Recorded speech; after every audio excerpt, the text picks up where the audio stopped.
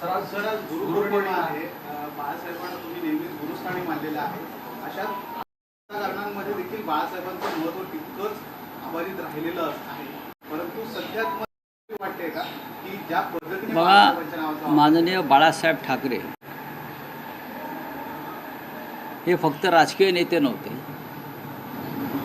माननीय बाळासाहेब ठाकरे सगळ्यात आधी एक उत्तम मनुष्य होते. बाळासाहेब ठाकरे हे कडवट महाराष्ट्रप्रेमी होते, देशभक्त होते. बाळासाहेब ठाकरे हे व्यंगचित्रकार, पत्रकार आणि जबरदस्त असे फरडे वक्ते होते. एखाद्या गुरुच्या अंगी गुरु होण्यासाठी जे गुण लागतात, मार्गदर्शन देण्यासाठी, ते सर्व गुण हिंदुहृदय सम्राट बाळासाहेब ठाकरे यांच्या ठायी होते. आणि म्हणून ते अनेक वर्ष आणि आताही हजारो लाखो लोकांना प्रेरणा आणि मार्गदर्शन आजही देत आहेत. बाळासाहेब ठाकरे यांच्यासारखा गुरु होणे नाही असं मी नेहमी म्हणतो. आज सुद्धा तर त्या उंचीची कोणी मला व्यक्ती दिसतच नाही आणि भविष्यात कोणाकडे पाहावं तर तेही दिसत नाही. त्याच्यामुळे आजही बाळासाहेबांचे जे चरण आहेत त्याच्यापुढेच आमचं मस्तक झुकतं आणि झुकत राहील. बाळासाहेब ठाकरे यांचं स्मरण झाल्याशिवाय आमच्यासारखाचा एकही दिवस उजाडत नाही. एक महान व्यक्तिमत्व या महाराष्ट्रात जन्माला आलं. त्यांनी वर्षानुवर्ष आम्हाला सगळ्यांना मार्गदर्शन केलं, दिशा दिली आणि त्यातूनच आजचा महाराष्ट्र आणि अनेक पिढ्या उभ्या राहिल्या. काल इकॉनॉमिक टाइम्समध्ये एक वृत्त प्रसिद्ध झालं आज की शिवसेना मनसे एकत्र येईल, काँग्रेसने वेगळं लढावं. नेमकं वृत्ताच्या संदर्भात काय सांगा? नाही बघा, अशा प्रकारच्या बातम्या या आमच्या नावावर प्रसिद्ध होत आहेत. प्रश्न असा आहे की लोक असं विचारतात की इंडिया आघाडीचं भविष्य काय. आम्ही जेव्हा सन्मान्य राज ठाकरे यांच्याबरोबर उद्धव ठाकरे हे मंचावर गेले आणि महाराष्ट्रामध्ये एक प्रचंड जल्लोष झाला, त्यानंतर अनेकांना प्रश्न पडले की यापुढे महाविकास आघाडी किंवा इंडिया भविष्य काय. त्याच्यावर माझं उत्तर असं आहे की इंडिया आघाडी, इंडिया ब्लॉक ज्याला तुम्ही म्हणता, हा लोकसभा निवडणुकांसाठी निर्माण झाला. आम्ही एकत्र निवडणुका लढलो, आम्हाला चांगलं यश मिळालं लोकसभेत. पण लोकसभा निवडणुकीच्या निकालानंतर इंडिया ब्लॉकची एकही बैठक होऊ शकली नाही अशी खंत स्वतः शिवसेना ठाकरे ह्याने सुद्धा व्यक्त केली. अनेक नेत्यांसमोर इंडिया ब्लॉकच्या त्यांनी ही खंत व्यक्त केली.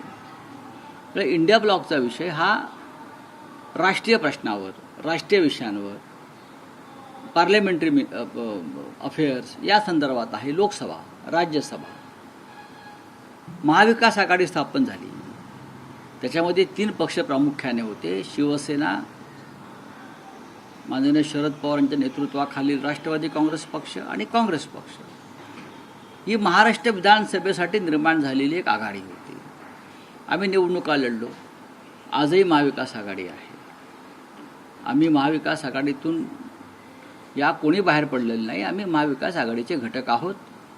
आजही महाविकास आघाडी संदर्भातले निर्णय एकत्रित घेतले जातात. आता विषय राहतो महानगरपालिकांचा, जिल्हा परिषदांचा, ज्याला तुम्ही स्थानिक स्वराज्य संस्था म्हणता. त्या संदर्भात आजही लोकांच्या मनात प्रश्न आहेत की महाविकास आघाडी किंवा इंडिया ब्लॉक ह्या स्थानिक स्वराज्य संस्था निवडणूक एकत्र लढतील का. त्यासाठी त्यांची स्थापना नाही. स्थानिक स्वराज्य संस्था, खास करून महानगरपालिका, जिल्हा परिषद, नगरपंचायत यासाठी वेगळी गणित आणि समीकरणं असतात. त्यासाठी कधीतरी स्वतंत्रपणे लढावं लागतं, कधी काही स्थानिक आघाड्या कराव्या लागतात. मला जेव्हा प्रश्न विचारला तेव्हा मी इतकं सांगितलं की आमच्या सगळ्यांवर दबाव असा आहे जनतेचा, जो आपण 5 तारखेला पाहिला असेल की मुंबई महानगरपालिकांसह महाराष्ट्रातल्या महानगरपालिकामध्ये शिवसेना आणि मनसे, खास करून माननीय उद्धव ठाकरे आणि राज ठाकरे यांनी एकत्र येऊन निवडणुका लढाव्यात, हा लोकांचा दबाव आहे. या संदर्भात भविष्यात चर्चा होतील, वेळ आहे अजून, त्याच्यावरती आता फार चिंता करण्याचं कारण नाही.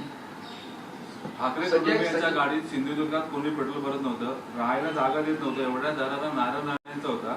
बाळासाहेबांनी गोव्यात जावं लागत होतं, तिथे लढा पण दिला, यूज अँड थ्रो केला. दीपक केसरकर बोलतोय. सोडून द्या, कोण दीपक केसरकर? 10 पक्ष फिरून आलेला हा माणूस, त्याला उद्धव साहेबांनी मंत्री केलं, बरं का?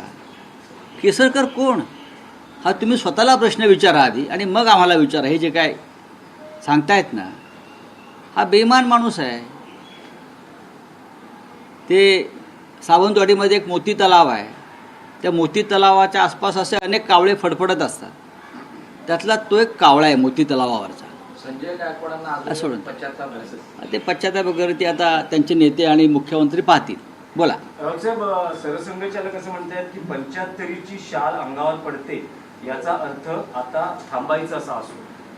त्यांचे अनेक म्हणजे या विधानाचे अनेक तुम्हाला अर्थ आठवत काढले आहेत. असेल. विराट कोहलीनेही म्हटलं आहे की दाढीतले केस 2-4 केस पिकले तेव्हा मला कळलं की आता थांबायची वेळ आली, निवृत्तीची वेळ आली. आपल्याला आठवत असेल की मी या संदर्भात एक रोखोक लिहिलं होतं. नरेंद्र मोदी जेव्हा संघ मुख्यालयात गेले प्रथम, आणि संघाचे सरसंघचालक आणि नरेंद्र मोदी यांच्यात काय चर्चा झाली, ती चर्चा मी साधारण त्याचा सारांश मी टाकला होता. त्याच्यामध्ये नरेंद्र मोदी ह्याने जो स्वतःच नियम केलेला आहे किंवा संघाने नियम केलेला आहे की 75 वर्ष झाल्यावर निवृत्ती पत्करावी सत्तेच्या पदावरून, नरेंद्र मोदी यांनी लालकृष्ण अडवाणी, मुरली मनोहर जोशी, जसवंत सिंग अशा अनेक नेत्यांना ही निवृत्ती जबरदस्तीनं लादली आपल्या स्वार्थासाठी, आपले मार्ग मोकळे करण्यासाठी.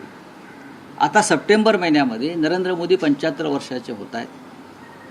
त्यांची दाढी पिकलेली आहेत, त्यांच्या डोक्यावरची केसही उडालेली आहेत, जगभ्रमण करून झालेलं आहे, सर्व सुखं भोगलेली आहेत सत्तेची. आता जो नियम आपण केलेला आहे 75 वर्षानंतर निवृत्तीचा, मला असं वाटतं राष्ट्रीय स्वयंसेवक संघ वारंवार त्यांना ती सूचना देते आहे की तुम्हाला आता निवृत्त व्हावं लागेल आणि देश सुरक्षित हातात सोपवावा लागेल. नाही, पण अमित शहानी त्यांचा निवृत्तीचा पुढचा कार्यक्रम सांगितलेला आहे. ते असं म्हणतात की निवृत्त झाल्यानंतर मी नैसर्गिक शेती करणार आहे, आध्यात्मिक क्षेत्राकडे मी वळणार आहे, असं त्यांनी म्हटले. नाही, हा त्यांचा प्रश्न आहे, कोणी काय करायचा. कोणी निवृत्तीनंतर जीवनामध्ये अनेक चांगल्या गोष्टी करता येतात. जसे आमच्या नानाजी देशमुख होते संघाचे, त्याने उत्तम प्रकारचं कार्य चित्रकूटला केलं. अनेक जण आपापल्या भागात जाऊन सामाजिक आणि इतर कामं करत असतात ना, त्याच्याविषयी काय आपल्याला कोण काय करणार त्याच्यावरती चर्चा करण्याचं कारण नाही. किंबहुना या दोघांच्या मनामध्ये निवृत्तीचे विचार येत आहेत, हे देशासाठी शुभ संकेत आहे. रावसाहेब, आशिष शेलार यांनी बोला, हिंदी में बोलिए. हिंदी में जानना चाहेंगे सर कि आपने कहा है कि मनसे और शिवसेना साथ में इलेक्शन लड़ रही है और ये कांग्रेस जो है वो इसमें नहीं रहेगी, किस तरीके से बात? मैंने ये नहीं कहा कि मनसे और शिवसेना एक साथ चुनाव लड़ रही है. मैंने ये कहा है कि लोगों का दबाव है, भारी दबाव है, प्रेशर है कि शिवसेना और मनसे एक साथ आकर लोकल बॉडीज के चुनाव लड़े, खास करके मुंबई महानगर पालिका. ज़बरदस्त प्रेशर है. आपने 5 जुलाई को देखा होगा जब बरेली में उद्धव जी और राज ठाकरे जी का एक साथ जो विजय रैली हो गई, उसमें आपने देखा होगा. हमको पूछा कि इंडिया आघाड़ी का अब वजूद क्या है. हमने कहा इंडिया आघाड़ी लोकसभा के लिए बनी थी, महाविकास आघाड़ी विधानसभा के लिए बनी थी. ये दोनों की कोई ज़रूरत लोकल बॉडी इलेक्शन में नहीं है, ये दोनों आघाड़ी की. अब लोकल बॉडीज़ में लोकल इशू होते हैं, शहर के इशू होते हैं, बहुत स्थानिक मुद्दे होते हैं. इसके लिए हमको स्थानिक लोगों पर छोड़ना चाहिए. लेकिन हमारे पे दबाव है, लोगों की इच्छा है, लोगों की मांग है. अगर मुंबई को बचाना है, मुंबई पे मराठी मानुस का अधिकार हमको रखना है, तो राज ठाकरे और उद्धव ठाकरे जी को एक साथ आकर चुनाव लड़ना होगा. ये लोगों की मानसिकता और दबाव जरूर है. राज ठाकरे जो कह रहे हैं कि उन्होंने किया हुआ था कि हम युति की बात नहीं करेंगे, तो इस चीज को किस तरीके से देखते हो सर? नहीं, देखिए आ चुका है ऐसा है कि राज ठाकरे जी के अपने काम करने की एक अलग स्टाइल है। हम खुलकर बोलते हैं, वो खुलकर नहीं बोलते होंगे, लेकिन आने वाले समय में आपको पता चलेगा क्या हो रहा है। लेकिन राहुल साहब ने कहा है राहुल साहब, कि पृथ्वीराज चौहान हाँ, कहते बोलिए। हैं 75 इयर्स होने के बाद कहीं ना कहीं विश्राम करने की जरूरत है, किस तरीके से देखते हो सर? देखिए इशारा ये किस तरफ ये का? इशारा जो है डायरेक्टली हिंदुस्तान के प्रधानमंत्री नरेंद्र मोदी जी की तरफ है। कुछ महीने पहले मोदी जी संघ मुख्यालय में गए थे और सरसंघ चालक से उनकी चर्चा हुई। उस चर्चा में भी यही बात निकली है कि सितंबर में प्रधानमंत्री जी को 75 साल हो रहे हैं। जो नियम बना है वो नियम सबके लिए समान है, चाहे अडवाणी जी हो, चाहे मुरली मनोहर जोशी जी हो, चाहे और कोई हो, चाहे अमित शाह जी हो या चाहे मिस्टर हमारे मोदी जी हो। मोदी ने सब कुछ भोग लिया ना, पूरा जगह भ्रमण किया, हाँ, स्पेशल फ्लाइट में घूमे, देश की सत्ता का सुख लिया, हाँ, सब कुछ ले लिया। अब राष्ट्रहित के लिए उनको निवृत्ति, रिटायरमेंट लेनी चाहिए। लेकिन मोदी जी एक वक्त पे ये नियम की बात कर रहे थे, लेकिन हाल फिलहाल उन्होंने कोई इस तरह की बात नहीं करी। इलेक्शन के दौरान भी ये चर्चा उठी थी कि मोदी रिटायरमेंट करेंगे, पर मोदी जी इस पे खुद कोई बयान नहीं दे रहे। किस तरीके क्योंकि से मोदी जी रिटायर की बात जो होती है, एक बात कहते हैं और उससे मुकर जाते हैं। चाहे 15 लाख सबके खाते में आने की बात हो, चाहे बेरोजगारी हटाने की बात हो, चाहे पाकिस्तान को सबक सिखाने की बात हो, हाँ, मोदी जी बाद में भूल जाते हैं।